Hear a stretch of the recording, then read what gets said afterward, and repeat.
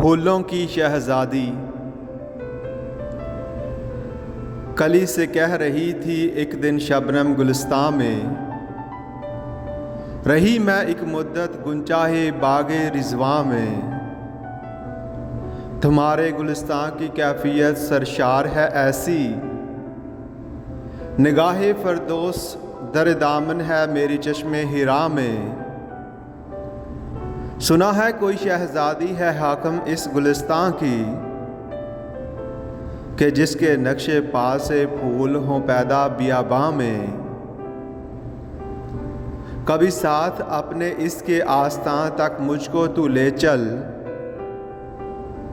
छुपाकर अपने दामन में बरंगे मौजे बू ले चल। कली बोली शरीर आरा हमारी है वो शहजादी, दरख्शां जिसकी ठोकर से हों पत्थर भी नगी बनकर। मगर फितरत तेरी अफतांदा और बेगम की शान ऊंची, नहीं मुमकिन कि तू पहुँचे हमारी हमनशी बनकर। पहुँच सकती है तू लेकिन हमारी शहजादी तक, किसी दुख दर्द के मारे का अश्के आतिशी बनकर।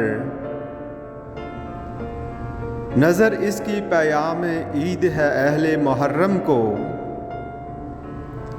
बना देती है गौहर गमज़दों के अश्के पहम को।